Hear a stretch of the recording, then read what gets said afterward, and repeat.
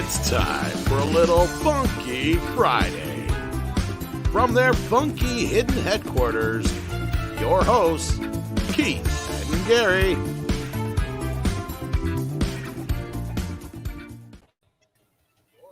Hey guys, welcome to another episode of Pop Culture Minefield. That's Keith way down at the bottom there, and of course I'm Gerry. And our guest of honor today is Lorenzo Lizana. Now, am I saying that name correctly, your last name? Lizana? Oh, yeah. It could be, Lizana, either way. Lizana. It's all Cajun. Right. Cajun. I like Cajun food, if that counts. But also our panel is Fat Steven Seagal, Viking at a time, and our administrator, Jedi 6. And we, of course, welcome everybody in the chat. I see Zax is here. I'm sad to say that Tickle Trunk is not going to be here. He'll have to watch us later. So a special hello to Mr. Tickle Trunk. CJ Swordpunk is here. What's up, brother? Let's see. Who else is here? That's it. That's it right now. It'll get bigger as we go along. And there's Keith. Now, to give you the context, Lorenzo, the reason we joke and call Keith... Sorry. I can't talk over your laugh. Hey, Keith. The reason we call Keith Black Keith is because we have a friend from Geek Time TV. His name is Keith, and he's I'm white. He's fucking whiter than me. And he's blonde hair on top of that, so he looks like an albino. So I started calling him White Keith. Or as somebody suggested, just call him Quiche. And Fat Steven Seagal is using a photo of him right now for his avatar. But I want to welcome you to the show, Lorenzo. This is an off-the-rails show. We will get some great questions in with you, but we're going to say some insanely stupid shit on the show. It's our job. Well, that's cool. I like being stupid in public. It's one of my favorite things to do. See, Fat Steven made it even bigger for you. That's White Keith. I want to jump in. I want to jump in quickly before we do that, though. I was doing perusing some of your artwork that through the Google, right? Not only is your X-Men from the '90s fantastic, you have an anime quality with your Catwoman that's just holy crap, dude! Nice. That's it. I'm sitting for them. And that was directed at you, Lorenzo. Well, thanks. Yeah. I'm sure you guys asked me about all this, and I'm like, I'm ready to. I'm a talker, so you guys got the right guy. Excellent. That's probably how you became friends with Keith, because I met Keith because I was a guest artist at one of the cons he was at, and we met, and I'm like, dude, I don't have any black friends. Would you be my black friend? And he's like, sure, fuck it. I need a white friend.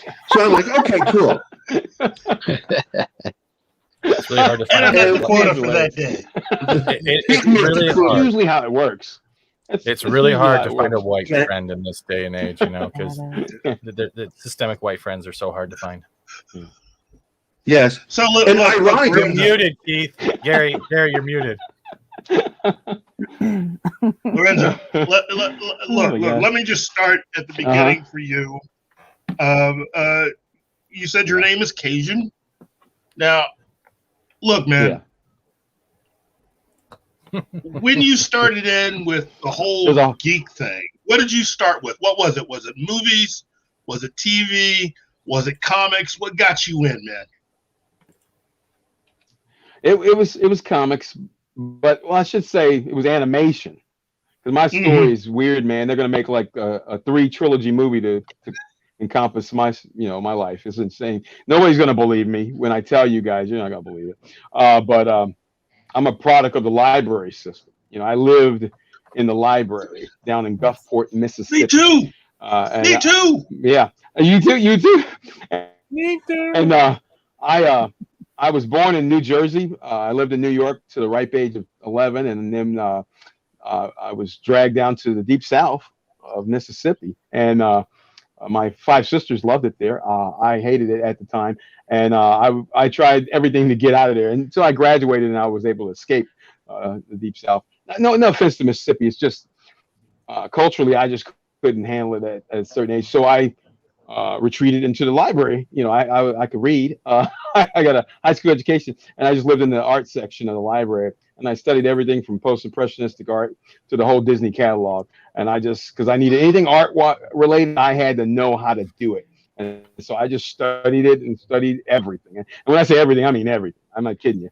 And the irony of that is, through my life's work, everything that I learned came into play, because I'm a self-taught artist, came into play in all the jobs and industries that I've worked in over the years, and screen printing and toy design and animation. So it's like everything I've learned in comics and came to play. So I was like, this is great. It worked out fine. But at the time I was slightly miserable, so I retreated into that. Didn't even know what a comic book was. This is a funny story. I was cutting the Spider-Man comic out of the Sunday paper because it was in color on Sundays, and pasting it on a plywood, in order, and cutting it out of the paper in black and white. Because and then I go to school, and this kid challenges me to draw Superman in the I can't remember what grade, but they wanted me to draw Superman, and I said sure. And I said, what do I get if I win? And he said some comic books, and I didn't even know what that was.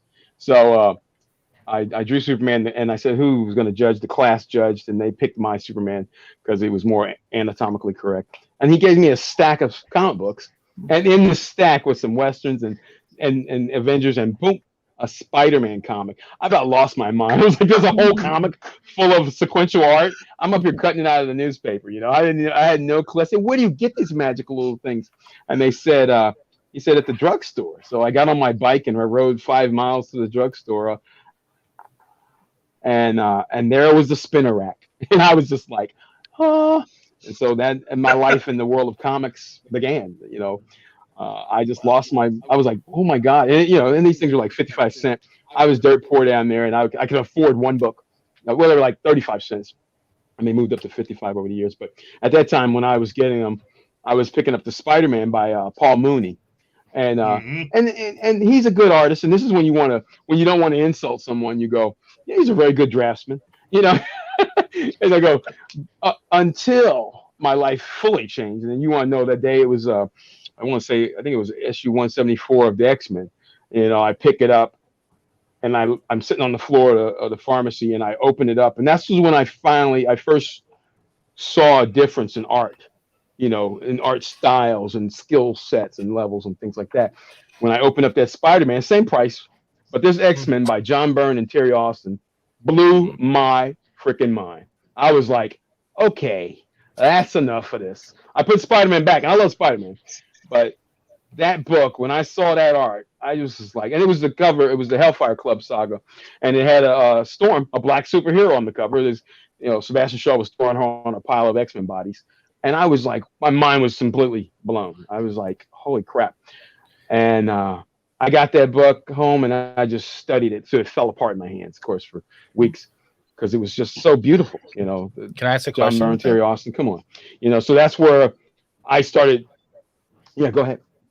The question is like when you finally got that book, like you say you're a Spider-Man lover, but when you got that John Byrne X-Men, is that the point you realized where it was more than just awe and wonder with it, that you wanted to do more with even just superheroes and supervillains? It was that door that hits you with inspiration. Oh yeah. Did you ever read Darker Than Scarlet? I gotta do this. Darker Than Scarlet. Yeah, it was the one where the White Vision and Scarlet started going crazy and killing everyone. Was that in West Coast Adventures? Oh yeah. Or that was a miniseries, probably. Yeah. No, I was very picky. I'm the store owners, I should say, comic book people would probably hate me. Because I'm an artist. I only bought the comics because of the art, and the art would pull me in and care about the story and the characters after that point. I would read it because of the art. So if it had what I considered my personal taste and crappy art, I just couldn't buy it. Because, I wasn't a rich person, and I had to be real discerning in what I would purchase. And at the same time, I'm studying to be a good artist, so I'm buying what I consider good art so I could get better. So I'm studying how good these artists are. I discovered Neil Adams late, because I was in the Byrne Perez era of the 80s, and that's all I bought and that's all I purchased.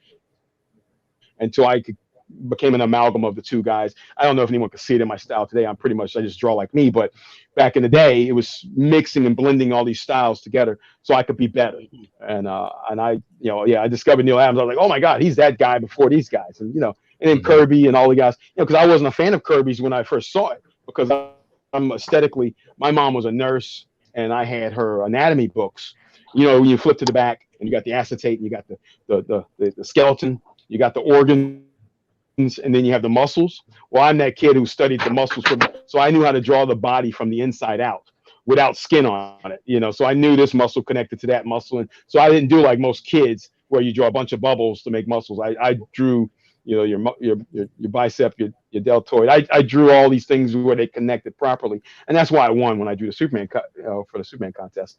And next, so I'm always worried about making my stuff anatomically correct. But I did study Kirby later when I understood dynamics. And a lot of people, when I'm talking art here, and I know you guys are like, what? So it's always one of those things. When I have these conversations, I'm usually talking to Phil Hester or one of my art friends and telling them, and Chris Somney or Jim Moffat and them about art. Now, Jim's totally different. He's abstract Jim there. But still, when I talk art, I'm like, we're having that art conversation. The artists going crazy over stuff, going, oh my God, did you see this? Del Keown, oh my God, type of stuff where we geek out. We're art. I'm an art geek. I guess I should say I'm an art geek, as opposed to somebody, who just is a comic book geek. I'm an art geek, and visual art in the comics pulled me in, I should say, because I loved animation. I didn't get into manga or anime until later because I didn't understand. I was loving Speed Racer and watching Battle of the Planets. I didn't know that's what that was. I just thought that was a cool ass cartoon, and everybody goes, that's anime.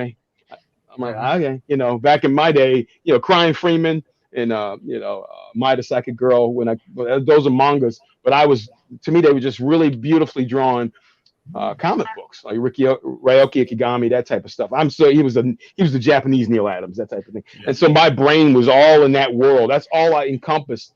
And to give it to draw, to be an artist, to study art, that was me. I ate, slept, and I breathed art. That's just it. I was obsessed with art of any flavor, style, and of quality art, as I call it. So that was just me my whole life, even now, and I can't help it. It's just like so I feel weird talking about it. Sometimes we go, whoa, that's how that's how I got better. That's how I got better, Keith. Did you have a villain or hero that was what was the most difficult hero or villain you've ever had to draw or wanted to draw? That's pretty easy. It's in that vein of Venom was fun. I could draw him, no problem. But then they made Carnage, and then they made I can't remember all the names of the insanity that happened after that. Double Carnage, triple whatever.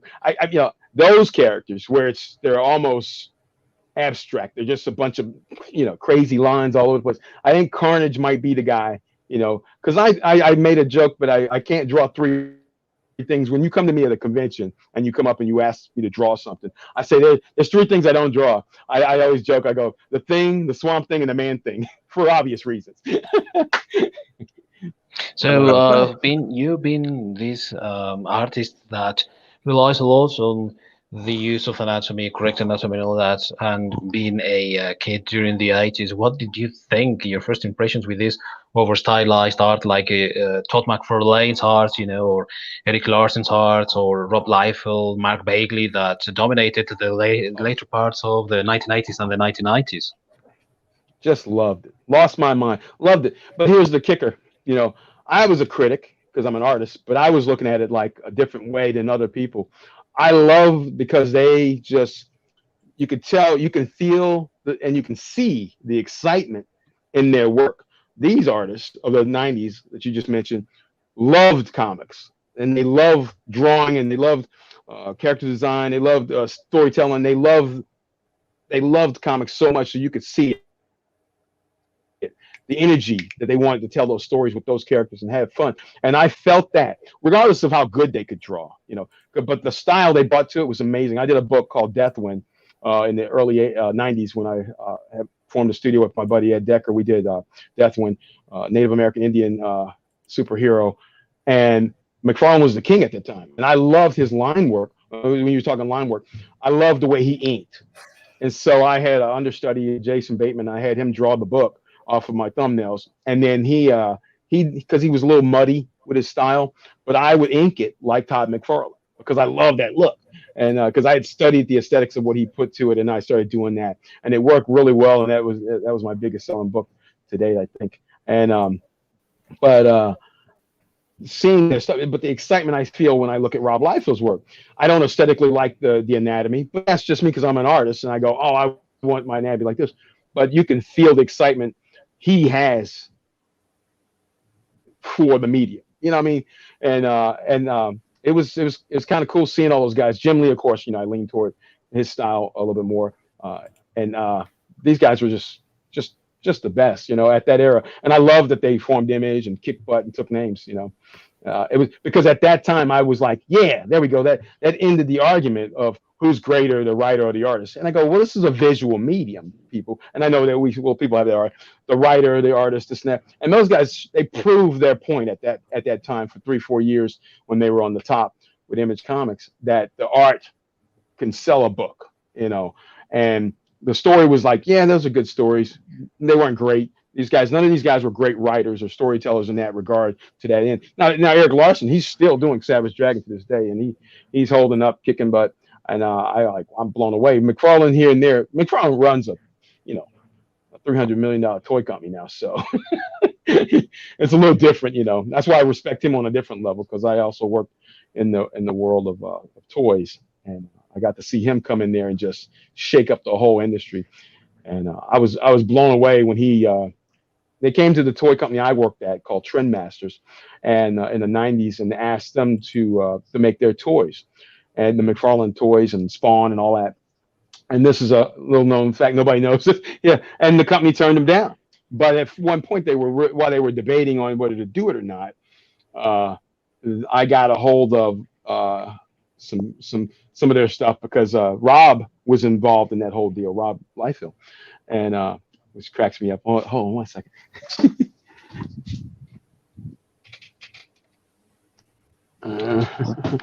That is cool. Yeah, I'm Okay.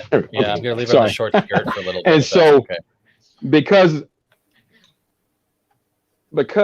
oh yeah, that was one I did for a property of mine called Susie Winter, has since changed. But here's Prophet, Rob Liefeld's character. So this is an actual first draft resin of his action figure. I did not design this, but this was amazing that they did this action figure, and we didn't produce it.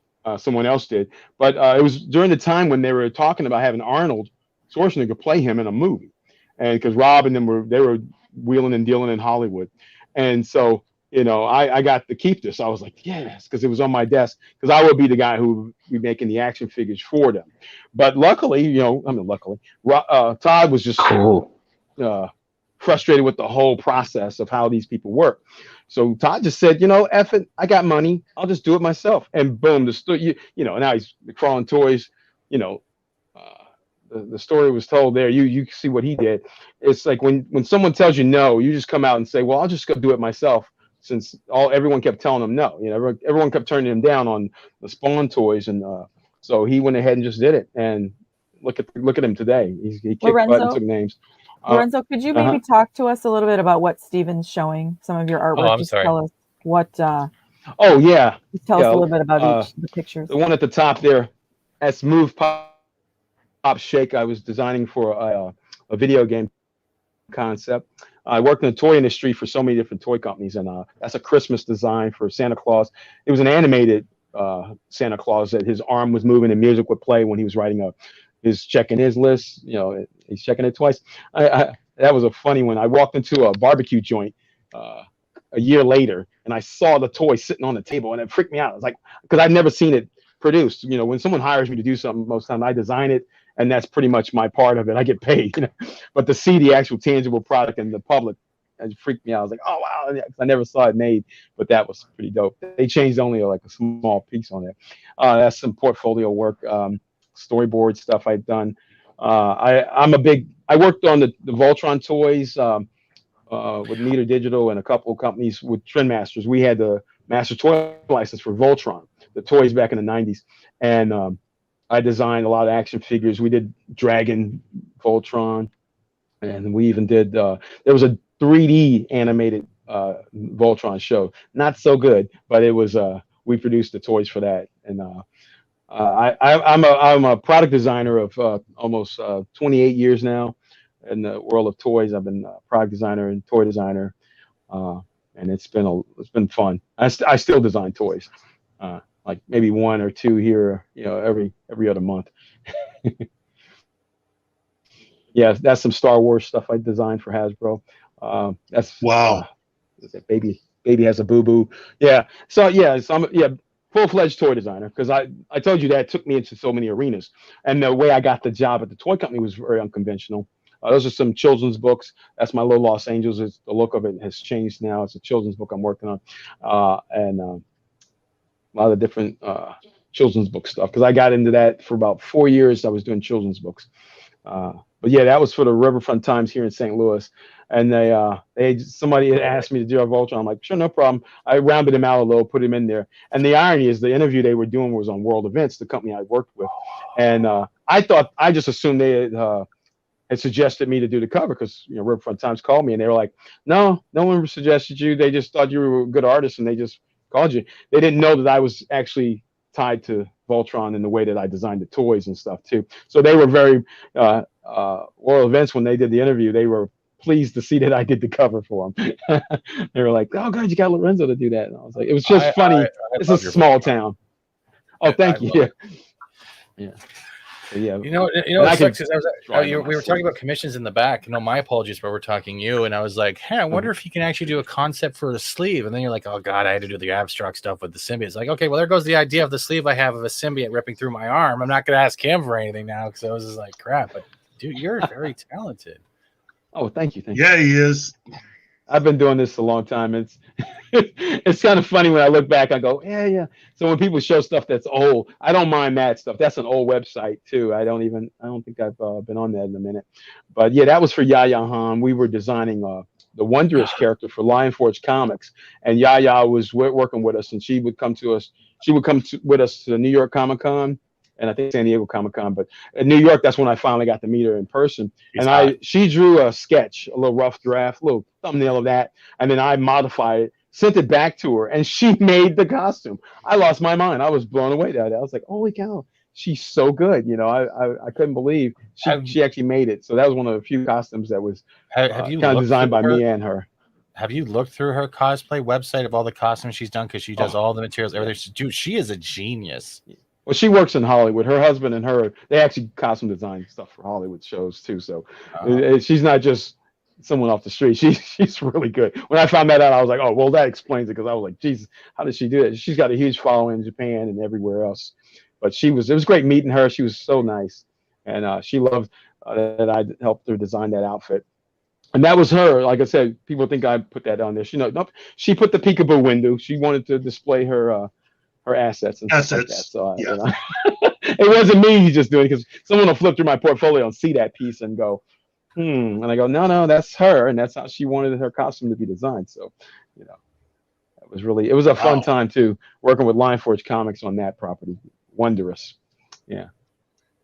Yeah, and that's around. I think that's just around the time you and I met, when you were working for Lion Forge. And now you're going to be a guest this year at Planet Comic-Con in Kansas City again. Yep. For my 8th straight year. I'm hoping the show continues to go on, because of what's happening right now with this virus thing. And I'm like, holy cow, if it's amping up, we had a conversation yesterday. Should I go? Should we go? And, I was going to call Chris Jackson there and ask him if this is still, we've had our shots, we're clear, but, that doesn't put everything in the clear when you consider massive crowds of people and or not. So you don't know we're going to have a good turnout or not. And so it's one of those type of things. So I'm hoping for the best. Keep fingers crossed. He shared some photos, and I wanted to ask if Six or Gerry could share them for me. But yeah.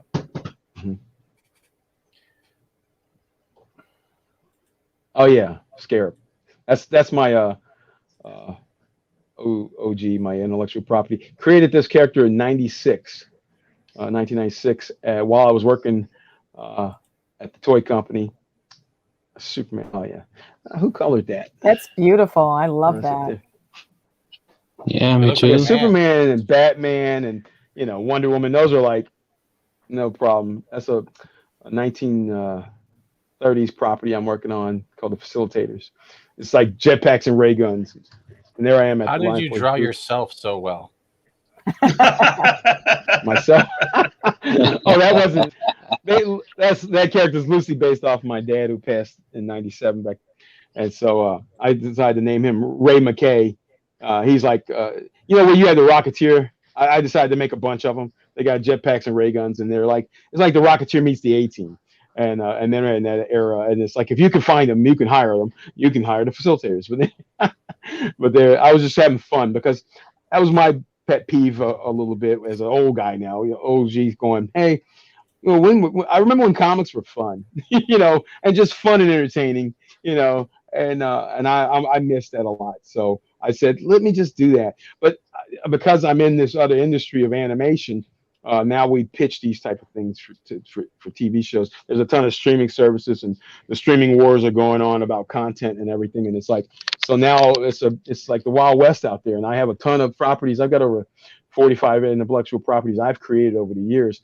And because it's taken me so long to put them out as a book or a graphic novel and such, I'm like, you know what? I can actually, let's see if we can get a show on the air first.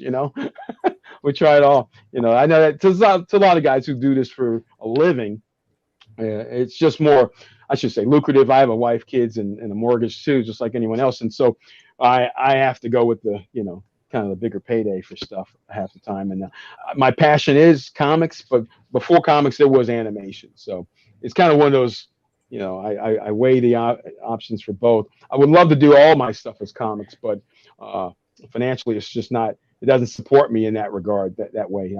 I make way more doing toy design and animation design at the moment. So, and you hear a lot of these guys say the same thing. And you notice there's tons of guys who have left the comic industry and they're in the animation field or something, doing storyboards or designs and whatnot. It's just that the nature of the beast, but it doesn't deflect my love for comics, If you were to pick one of your original properties, which one would you pick to be animated? That would be Scarab. Because my universe that I'm pushing right now, Mach 1 Entertainment Universe, it starts with Scarab. All the other characters guest star in his book or in his series, and they spin off from there. I have the Catrons. It's a tie-in, and different characters, tons of them. I got so many different characters. Let me grab. Have So when you I drawn So when you hear me Spider-Gwen? talk, I've created my own Avengers and Justice League. I've created my own that type of stuff over the years. Wow. And my son now, who's 21, going on 22, he's helping me. My son Adam and my son Shane. These guys are coming along, going, hey, if we can help Dad, maybe we can get this stuff done. And so basically, we're putting together all the source books, all the pitch pieces, and that's the reason why you people don't see me doing a lot of stuff. And I'm struggling to get everything on social media. I'm one of those people. I'm learning about it to the degree I can post a picture here and there, but the irony is I'm working like 3 jobs at once, so it's harder for me to sit still in front of the computer and constantly post stuff. I'm trying to get my kids to do that for me and run my marketing, because you got to have marketing and sales for stuff. I learned that lesson over the years. I'm like, why doesn't this sell? Well, you gotta market it. You can't just stick it out there and think in a vacuum everyone's going to see it and consume it. Social media has changed a lot, but still, it's helped, but you still need to know how to promote and push it. You guys get that, even with your show, you gotta tell people about it. I could be the greatest artist on the planet Earth, but if I'm in my basement and no one else sees my stuff, no one will ever know. It's like, oh yeah. That's why it always shocks me. I tell a weird story. I did some art I got on a fan page, the way you do the commissions and artwork online on Facebook. And calling out one of those groups. I put a picture on there of a Fantastic Four piece I did, and it got taken down. So I asked the administrator why, and he said, well, one of the other people complained that it looked like I traced it. And my son thought that was hilarious, and so we were like, "What do you mean traced it?" And it was so this was one little. I'm going off script with it, but it's like they were angry. They thought I stole someone else's artwork and traced it. And I said that I think to some of the people, when you hold other artists up as to the pinnacle, if someone else comes along and they're all the same quality, I should say, then it looks as though, oh well, they must have traced that because there's no way they can draw like that guy. That guy's my hero. And I'm like, wait a minute, no, there's tons of artists out there who, if you now you see Instagram, there's a bazillion artists out there who can draw. I'm one of them. But there's tons of them. Like before, when I was living like in the South, there, I thought maybe there's 10, and they all work for Marvel. And then you go to a convention and you see there's 100 of them. And now you hit the internet and you go, oh my God, this is everywhere. And it's not in just this country; it's everywhere. There's tons of talented artists all over the place, different looks, different styles, different flavors, different feels. And for someone to think that there's no one else on that level or with that skill set, it blows my mind. I'm going, you gotta be kidding me, And so I was put back a little from that, and I was like, well, there's nothing I could tell them because I felt like I drew that. Unless I do the video, which is what I end up doing now. I try to take videos of me drawing it, so like to prove that I drew it instead of traced it. Mm-hmm. I haven't traced since 6th grade.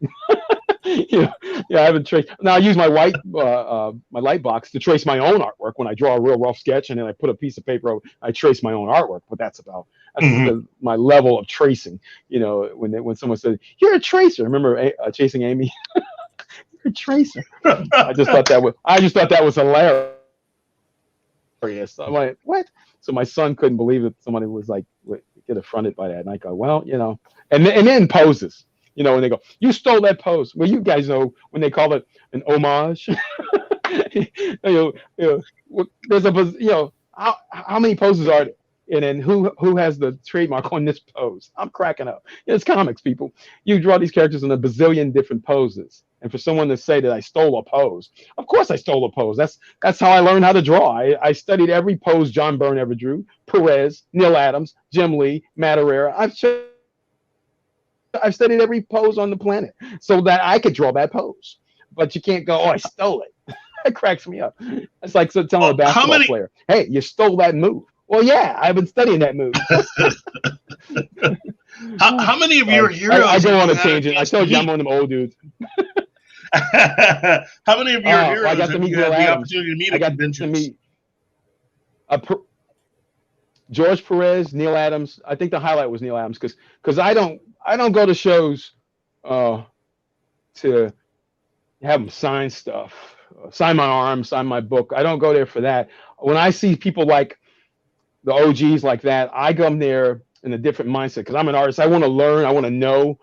It's all about knowledge. So I sit down and I'm talking to Neil. I'm asking him questions about when he started in the business and how he did this, how he did that, and who you worked with Gil Kane. I'm talking to him like that. And he's telling me all these stories. I'm like loving it. That's the highlight of my show is to talk to him about that type of stuff because the intricacies. Did you meet Wally Wood? Did you know?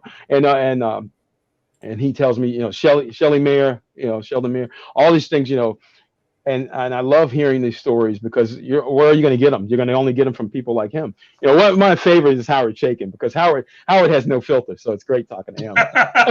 And he'll tell you everything and then some. My first experience, I met Howard in '87 at Biloxi Comic Con in Biloxi, Mississippi. So he was Howard was my first comic book artist creator I ever met because I didn't know anything about Comic Cons and comic books to that degree until I went to a show. Because until that time, I thought comics were drawn the size of the comic. Until you go to the show and you go, they're 69% larger, 67% larger on 11 by 17 paper. I didn't know that. I didn't even know they use Bristol board, 11 by 17. I didn't know any of this stuff. I'm just a kid. And I'm drawing comics thinking that they're that size. And I went, how do they get all that detail in those little bitty boxes, the little bitty panels? And now I see the pages and I go, oh my God, I'm doing it wrong. And Howard was very gracious, I should say. to tell me what I was doing wrong. Can I ask you a question? It was Lorenzo? a learning lesson. The question is pretty much you've been going through. Well, there's a delay, so I was trying to wait. But you've been doing this for such a long time now. You've probably seen the progression of not only comic book covers and the way they're being drawn and represented. Do you think the downfall of superheroes and villains based on their gender is going to affect how they're viewed as strong characters, especially since they're supposed to be a fantasy type trope?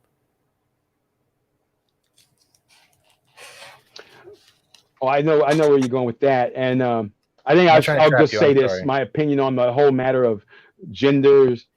Oh no, genders and swapping and this and that and whatever is.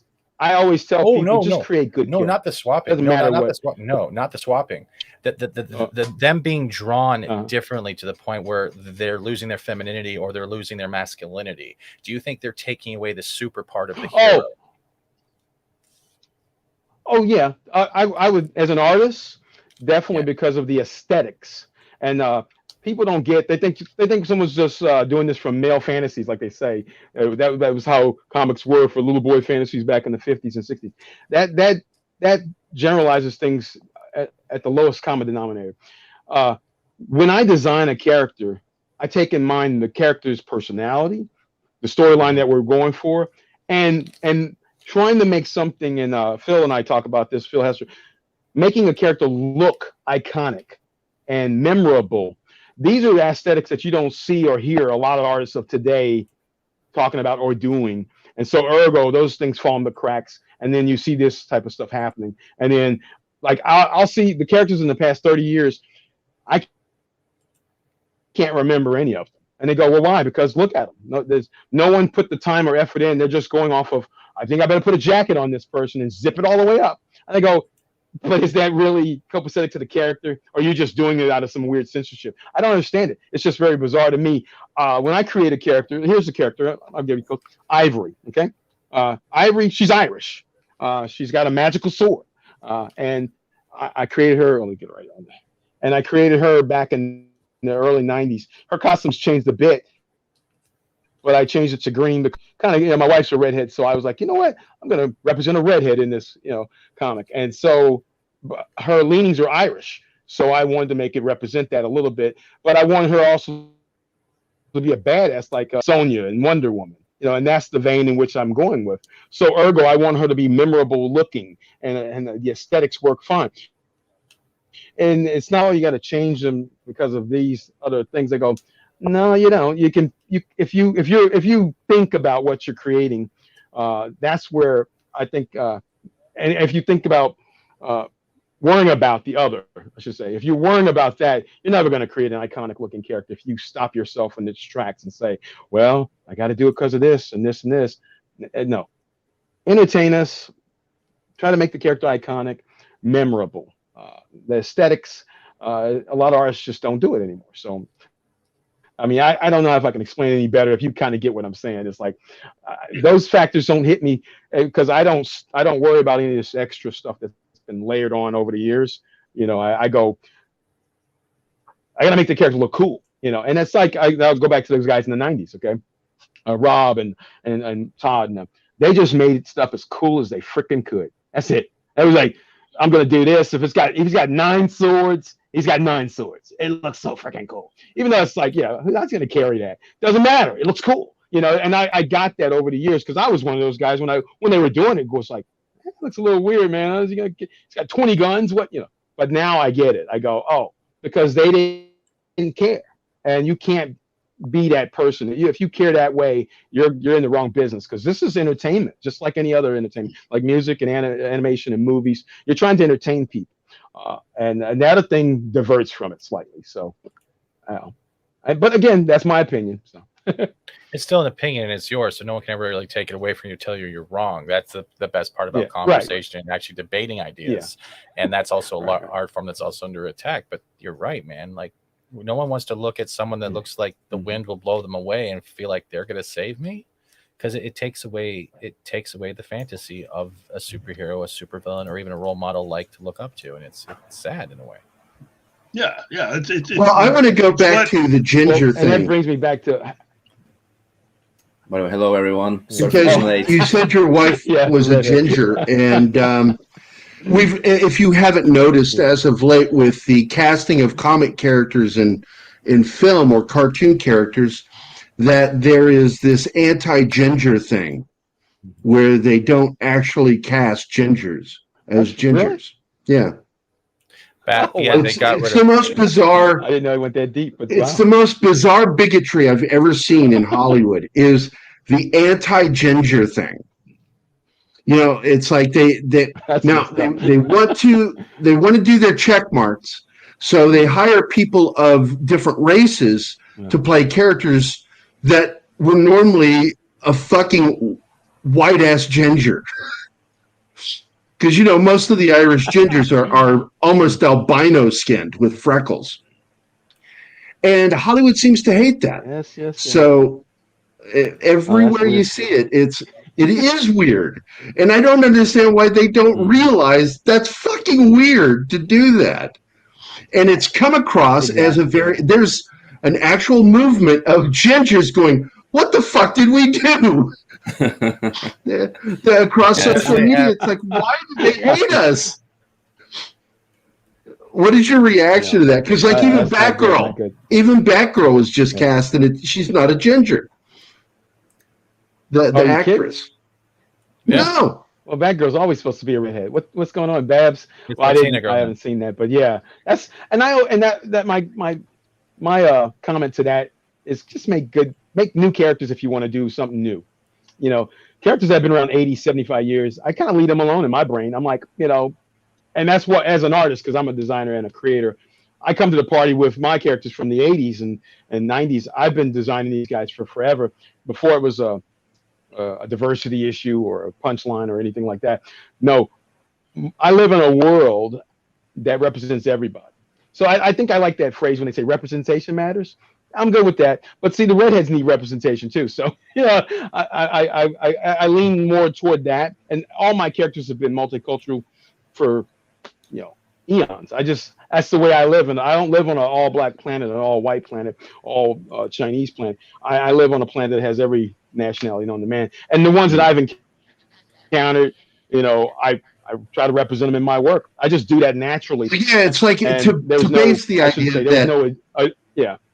base the idea that you only want to read characters of your sex and your race is just fucking stupid. Because like my favorite comic character as a kid was the Falcon. Yeah, and mine was Green Lantern. Character. I was a Hal Jordan fan, like crazy. You know, So you see, it's like, and I don't go back and go, boy, I really wish he was black. Even though John Stewart came later, he seemed kind of dull and boring to me compared to Hal Jordan. So I like Hal Jordan more. I mean, I'm sure they probably added more layers to John Stewart, but you know, Guy Gardner was even more interesting because he was an asshole, and I love that. I was like, thank you. Why can't characters be assholes and be superheroes at the same time? I said so when I created my character, Scarab. Originally, that's what I had went with. He was a little bit this, and this. But my argument there was because how people are perceived and perception, and it made me angry over the years. And I bitch about this every now and then. I go, you know, when say I'm going to go off tangent, but it's when I say Jamal Jordan is Scarab. That's who he is. He was a highly recruited basketball player and phenom, like Zion Williamson or something. But he's also in the family lineage of the Scarab. His, you know. They inherited on their 18th birthday the power of the Scarab, and so he's got this now. He doesn't really want to go do that basketball thing, you know. Even though his mom and his brother wants him to do it, he's kind of like, I like that, I can do that, but you can't just give an 18-year-old all these cool ass powers and then tell him that's what he's got to go do. He's got a choice to make, and he'd rather go kick some demon butt. That's kind of what. And so that's kind of the way I play it with my characters. I'm like, you know, I go, what if that was me? How would I treat that situation and that? Same with the Catrons, these characters I created. It was like the three buddies. We find these alien armor, we wear it, but we don't tell anybody. We're like, you know, we keep it a secret. Well, the three of us, and we make tons of money, you know. And then, of course, it comes back to haunt us 10 years later. But it's one of those type of things. When I create stuff, I go, what if it was me and my two friends? How would we react in a believable situation? Not necessarily realistic, but believable. I use those terms when I'm doing comics. Make it believable, because really, come on, can a man fly? Sure, in a rocket, in a spaceship, and with a jetpack. But I mean, can a man fly? So when people got to hold it in context of what you're looking at. So because in comics, you can do anything in comics, and I go crazy about it all the time, and I go. So with my characters, I have fun with them, but I don't want to be restrained or limited by race and nationality, gender, any of that type of stuff when I'm creating stuff. And if those people have that issue or problem, I tell the people, there's enough of us now. There's enough creators, artists, and designers out there that you can get anything you want. You can find that book. Just search for it, Google it, look for it. You can find a book about I guess there might be a transgender superhero. You can find that book. I'm not the guy to produce it. I know nothing about that. So therefore, look for it. It's out there if you're looking for it, and someone will make that representation for you. I just make fun, cool shit for me. That's how you think about it when you do stuff. Make it for yourself, because you don't know the audience like that unless you're listening to the audience constantly, and everything dictates. Yeah, I just make stuff for me. I go, is that cool? Would I buy that? And then would my kids read this? I do that. I have stuff for young kids. I have stuff for people like me, and I have stuff for preteens or whatever. Everything I've got pretty much is PG-13. Only thing I don't have and I haven't created is something in the horror genre, because I see so many people doing that. I just say, well, there's got to be one genre I can leave alone. I got sci-fi, I got anime, I got action adventure, I got pirates. I got everything. I got little cute animal critters. I got all this stuff, what I've created over the years. But the one that I haven't touched on heavily, because when they try to put you in a box and say, well, for years when I worked at the toy company or went here and there, everything they saw that they would see released, I would do shows, and I go, oh, Lorenzo, he can only draw superheroes. And I go, whoa, wait, I'm an artist. I can draw anything. I can draw you, my buddy. I can draw everybody. I started as a portrait artist to begin with. I drew portraits of people until I started making money in Jackson Square in New Orleans. And then that's when I later discovered the comics. And then I started going, oh, I'll do that. Well, when I found out you could actually make a living doing comics, I was like, hey, okay. And I got my first comic from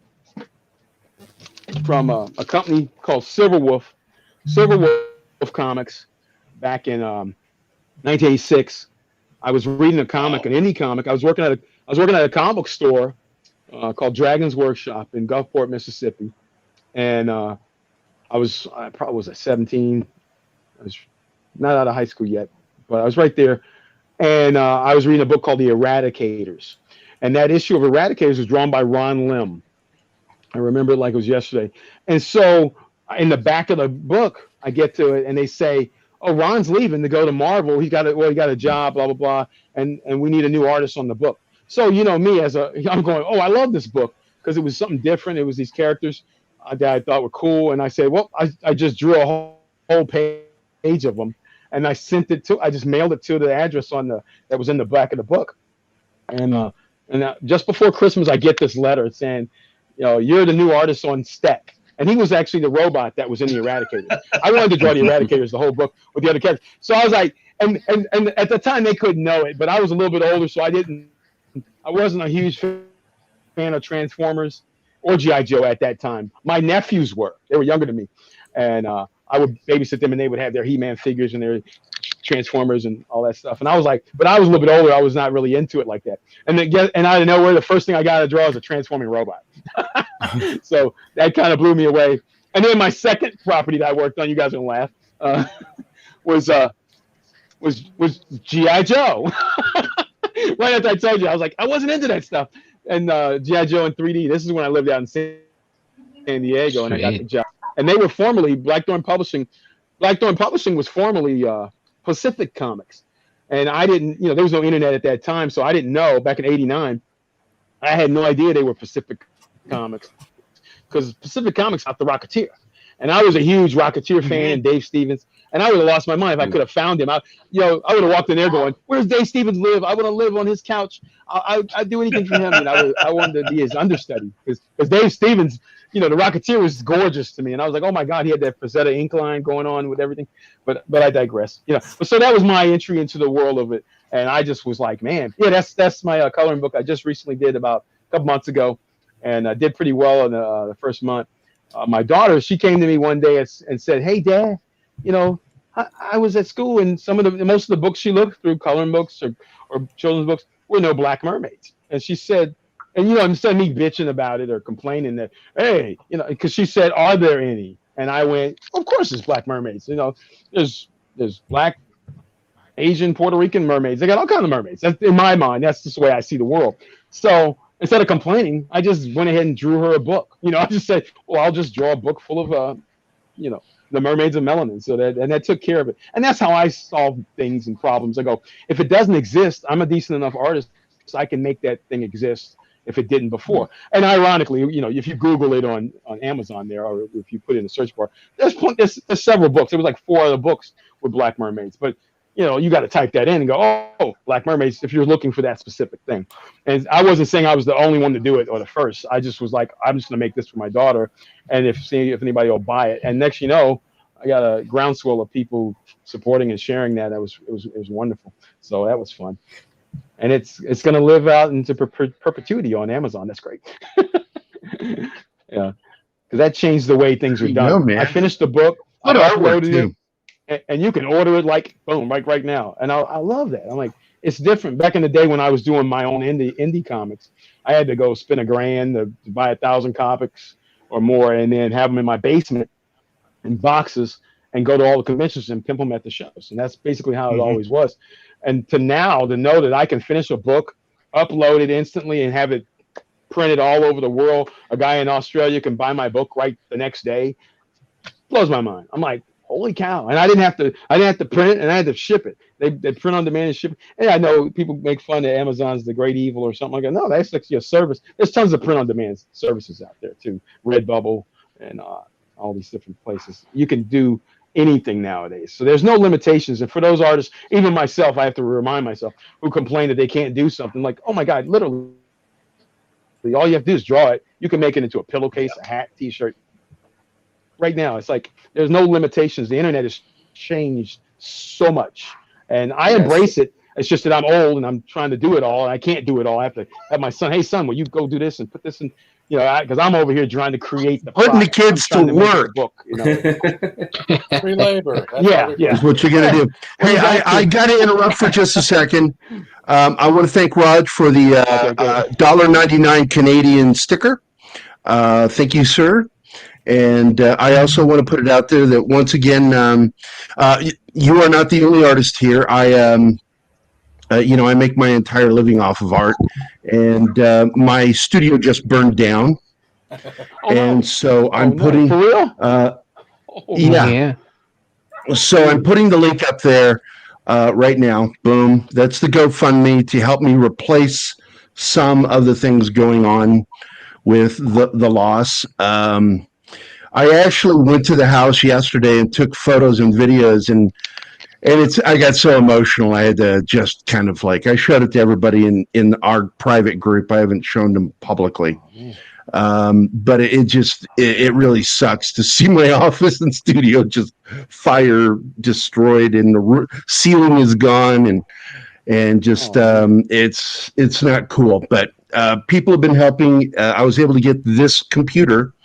And of course, Mexican Iron Man sent me a replacement, because the original microphone I had was Keith's Mike's twin, and it was destroyed in the fire. And so Mexican Iron Man sent me this replacement, and I have this new computer, and the payments that are being made through GoFundMe is going to help me pay off this laptop. And the only thing that's depressing is close to about 2,000 hours of artwork that's still unpublished may or may not have been destroyed. Wow. That's three of my graphic novels that have not been published yet, that I'm sitting on pins and needles waiting to find out. They won't let us in the house. So the insurance adjusters have the place taped off and won't let anybody into the house until they have fully done their adjustment. If you step in, it taints it, and you could lose money. So I can't go in. But I wanted to point out a couple of things, because you said some amazing things to me that echo in my life. I pretty much gave up on the comic industry. because of how badly it went. And I turned There's not to, really a whole lot of money in it. well, I make more money doing book covers and movie posters and storyboard. I storyboarded Tom Hanks's next war movie, No Better Place to Die, which was, Jesus, that was like 4.5, 5 months of work doing that. And I totally identify with you in all the stuff you were talking about, as well as making things for yourself.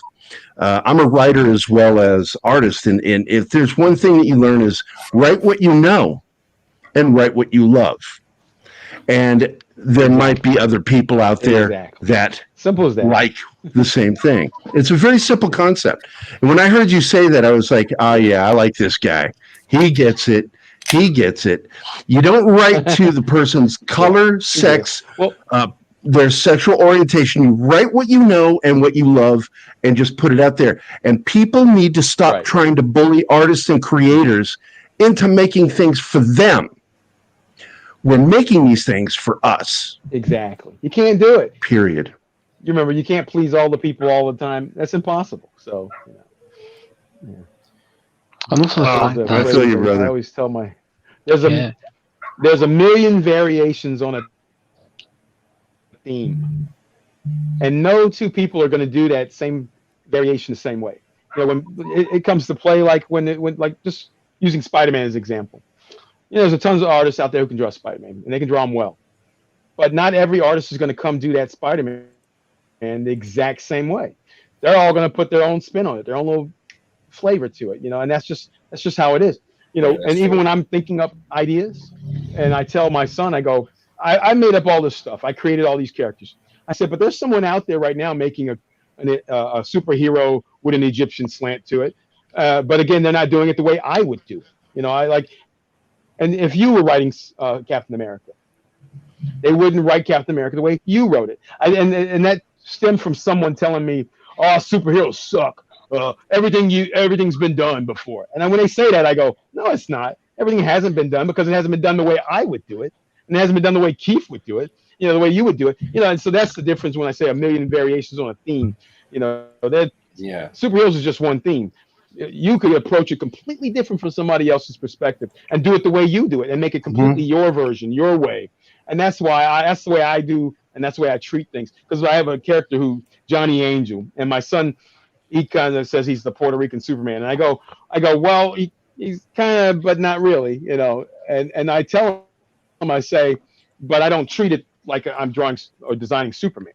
I go, this character's completely different, but he has those type of powers. So in that regard, I go, but this is the way I would do it, you know, with this character.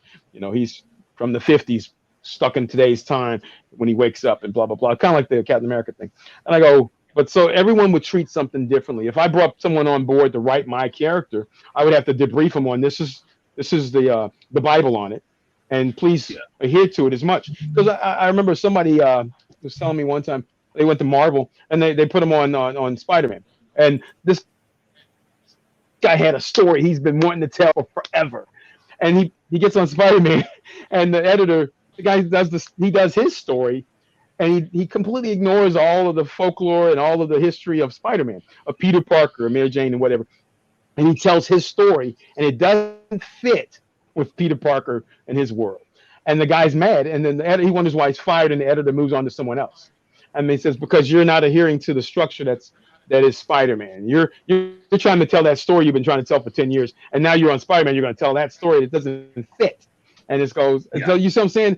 And I can't be as bold to go, well, I'm going to tell my story with Captain America. No, the character Jamal Jordan's he's an 18-year-old black kid, so I can't use Steve Rogers to tell that story I've been wanting to tell all these years. You know how insane that is? And so I say, start fresh, start new. Create your own. That's why I tell people, just do that, and then everything will be fine. Right. I think that's a very fine line. You know. Yeah, well, it echoes back to Alfred Hitchcock. You know, Alfred Hitchcock said that there's nothing new under the sun, just original ways of retelling it, and that's it. Yes. That's why, you know, it's an ongoing process telling stories. But it's also, in the current modern mythology that we have, it's like there is a fine line between trying to do it your own way and with your own style, but at the same time respecting the lore, which is also something that we are not seeing with all these changes to characters that are iconic. So there's a way in which you can do it your own thing and your own style without having to affect what you are writing, right? I mean, that's what I think. Oh yeah, exactly. I give kudos to Marvel, their TV stuff and the movies. How Marvel Entertainment, I guess, his movies are doing it on TV shows and whatnot. Because even those slight variations to Loki and Kang and whoever else, and the way they're doing it, they're just doing it the best to their ability to adapt that stuff to where it'll be the common person on the street who doesn't read comics can digest it. And I'm going, cool, I'm good with that. I'm like, I can be mad. Oh, well, they didn't use that costume. Like, come on now. They explain why they do costumes the way they do it. It can't be exactly how it was in the comics, especially comics from, 60 years ago. It cracks me up when people critique them. I'm going, hey, these guys are doing the best they can. I'm just glad to see it all over the place. I'm glad to see comics animated, live action. I'm blown away that we're living in an era now where, Hawkeye's coming on soon. I'm like, oh, when would you ever say that? Falcon Winter Soldier had a show. It's like a successful show. And they even talked about, the Black Captain America. I was like, what? Blew my mind. I'm like, this is amazing. So yeah, we're living in a cool era. We should just absorb it and love it, and not be so critical. I'm like, it may not be your taste, and just turn the channel. There's a bazillion streaming services now. You don't have to watch it if you don't like it. You're nailing it on the head right there. It's like you literally can go binge something as else. many problems as we have with Netflix. Binge something else. Binge something you like. Because we all criticize Netflix. All of us do. Oh, yeah. But I keep reminding people, for as much as we criticize them, there's at least 5 to 10% of it that we fucking enjoy. So just focus on that. That's what I do. If it's something I don't want to watch, I don't watch it. Like the new He-Man. I'm not going to watch it. First of all, I think Kevin Smith's a fucking idiot. I've met Kevin Smith. I don't think he's a very smart dude. But anyway, there's something for everybody. There is. And but we're going to round out here. We've hit our hour mark. Last questions, guys. Anything you want to ask him? Yeah. Considering all the characters that you had, if you were to say have Scarab be a live action series or a film, who would you cast in the lead role of Scarab? What'd be your dream actor? Rome Major.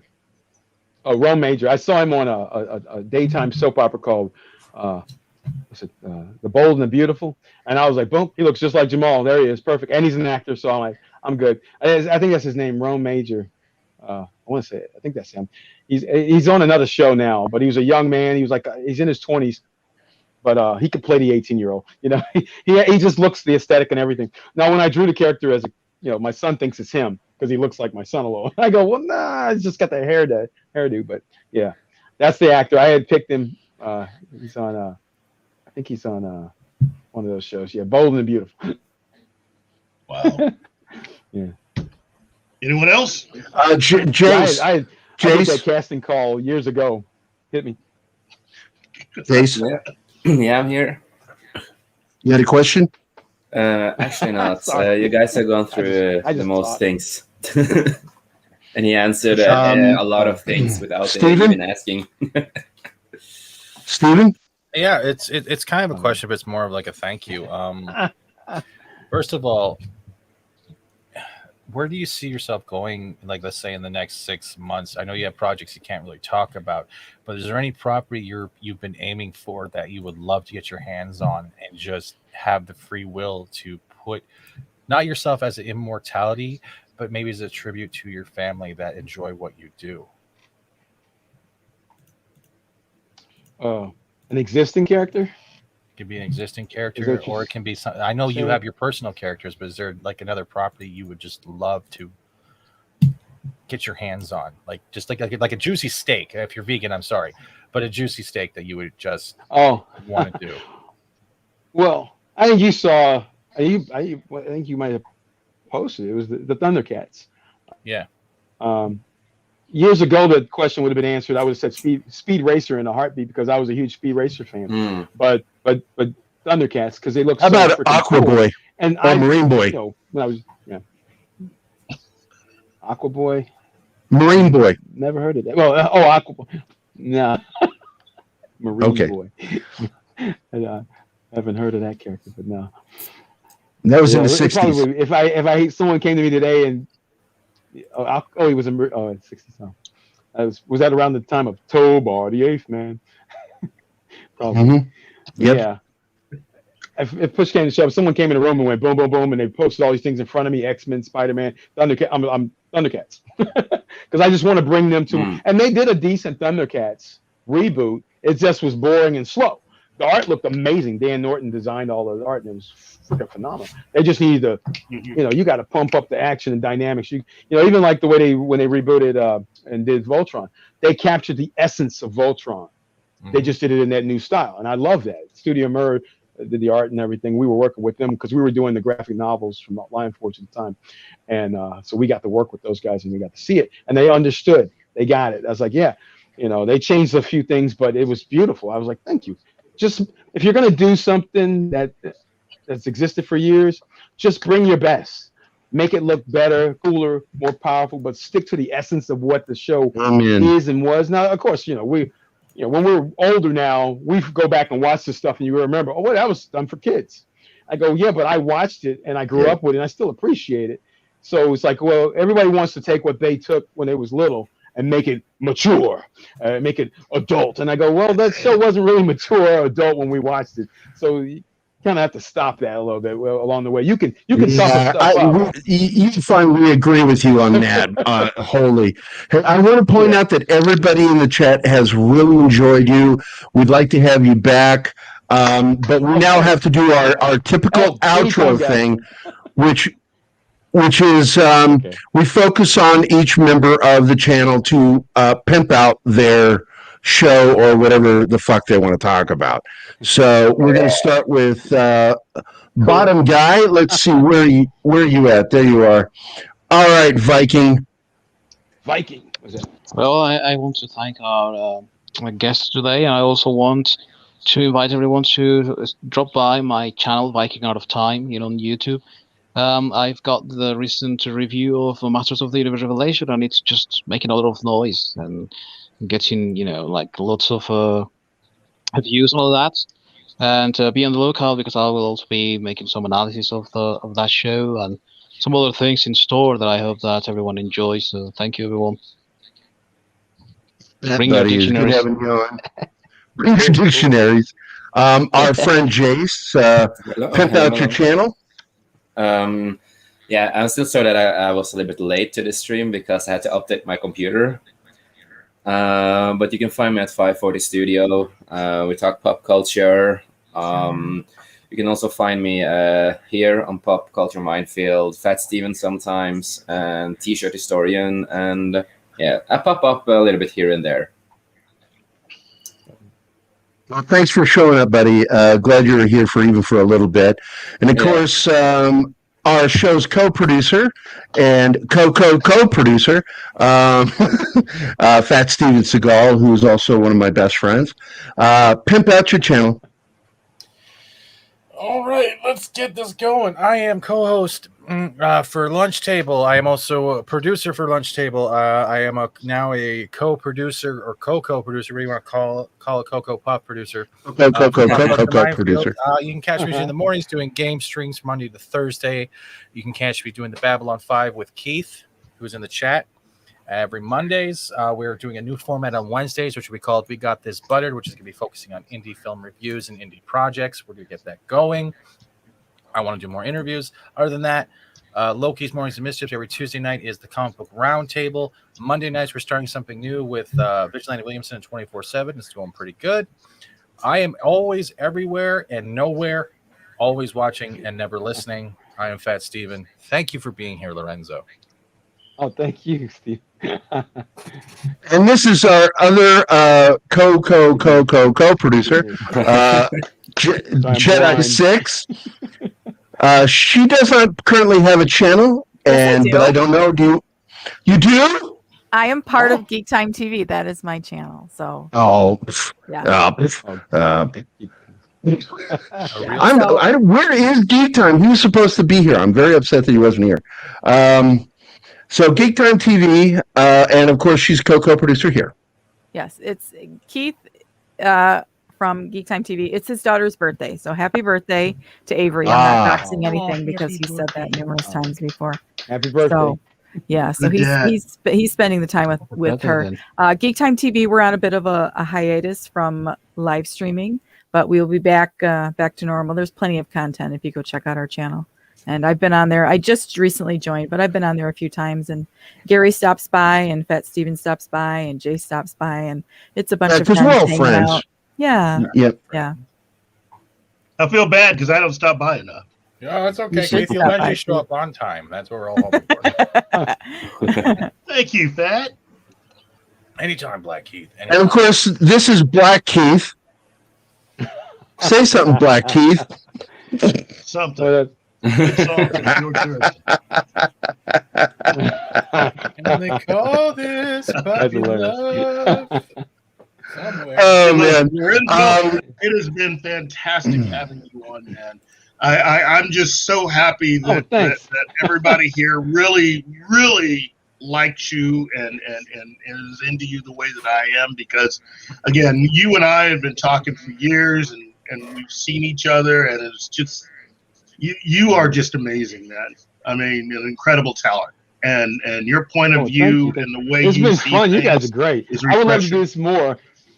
I've had several podcasts. We will have you back on. Don't worry. They were not as fun as entertaining as you guys. Well, I think it's because as much as we love this stuff, we also don't give a fuck. So we're here to have fun. Like, fuck it. Let's have fun. Yeah, I mean, you guys don't take everything so seriously. Yeah, there you go. Yeah. And that's we're trying to bring a little happiness kiss. Earlier. Putting fun back into comics and toys and animation and everything. Just putting fun back into entertainment should be entertaining. That's just a simple phrase right there. If you're going to entertain me, please do that. And don't bore me to tears. Because this, everything costs a lot of money. Movies cost money. Everything costs money. And so if I'm going to spend my money to go to a movie, it better not be depressing. It better not be boring or dry. I'm like, oh, I just spent $18 for what? No, you better entertain me. I better get me some, Indiana Jones, some Star Wars, just blow me away. And I know they make fun of Independence Day. I designed all the action figures for the Independence Day movie, by the way. But that type of movie, popcorn movie, I'm that big budget popcorn eating guy. I'm like, yeah. I bought some of those. Yeah. I bought some of those figures. Yeah. Will Smith but I want to thank you, Lorenzo. Thanks for coming. We look forward to having you on again. Stick around after the credits. We talk for a few minutes after the show. And post-credit scene. Well, actually, all I do is there is credits, but I always play my favorite thing, which is the movie Top Secret. You know the movie, right? With Val Kilmer. Okay. Yeah. I do the ending of the movie for this show all the time. I just fucking love it. So I'm going to play us out and stick around, and we'll talk after the show. I want to thank the chat for being here. Thanks for the super chat and or super sticker. And fuck it, we're out of here. Give us some friends. Goodbye, chocolate mousse. I'll never forget you. Goodbye, Ducroix. Take care of yourself. Goodbye, Deja Vu. I'll always remember you. And I'll miss you most of all, Scarecrow.